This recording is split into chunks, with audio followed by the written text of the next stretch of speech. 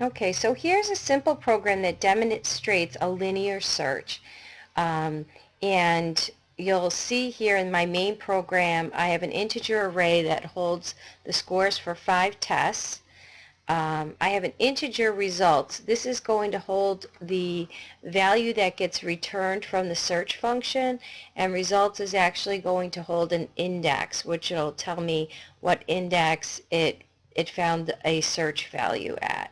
So here you'll see when we call the search list function, we need to pass the array. We need to pass the size, which is 5 in this case, and we're passing 100, which is the search value. So what it's going to do is it's going to look through this array and see if there's 100 in there, which it is. There is 100 in here. And then the search will return the index where it found 100. So in that case, it should return index 0, 1, 2, 3 right here. Okay. And then it'll say if it's equal to -1, and we'll see why this is when we look at the search list function itself. If it doesn't find the search value, it returns -1.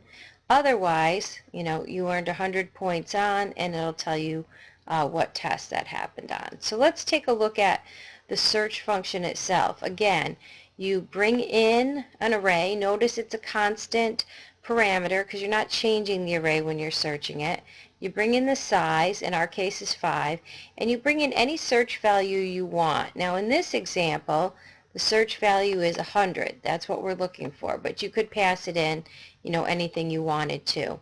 So where you need a variable to keep track of what index we're looking at in the array, this variable position is going to hold the index where it finds the search value. If it never finds the search value, it'll be -1. And we have a Boolean variable found, which initially is set to false. And what that's going to be used for, we'll see in our while loop. Our while loop will continue as long as there are elements left in the array, or it'll continue as long as we haven't found the items. So here's our while loop. Well, index is 0 right now, less than size, that's true. And not found, found is false. So not false is true. So we have true and true. It's going to go through the while loop. So it's important that this gets initialized to false so that it'll go through the loop initially. So we look at list sub 0 and we check to see if it's equal to 100. Okay. Well, we saw our list sub 0 is 87, which is not equal to 100, right? So this is false, and we just increment the index. So now we're looking at index 1. 1 is less than 5. Not found is still true. If we look at list sub 1, again, I can come up here, it's 75. Right? If 75 is equal to 100, no it's not, so we increment our index to 2. 2 less than 5 is true. Not found is true, so now we're checking list sub 2. List sub 2, right here, is 98. Is 98 equal to 100? No, it's not. So we increment to index 3. Well, 3 is less than 5, that's true, and not found, that's true. So if list sub 3 is equal to the value, and we look at it right here, yes it is, it's equal to 100.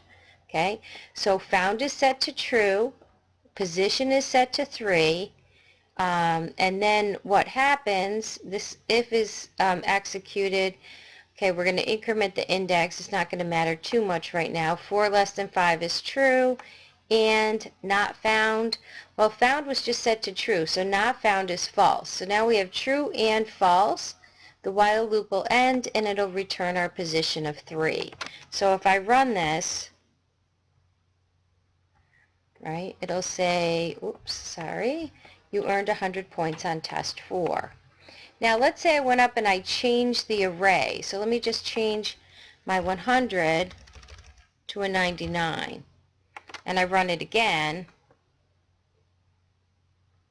And it'll say you did not earn 100 on any test. Because when it's going to go through from beginning to end, it's never going to find a 100. So the search list function will return a -1, which will get stored there. They'll say you did not earn 100 on any points in the test. And that's how the linear search works.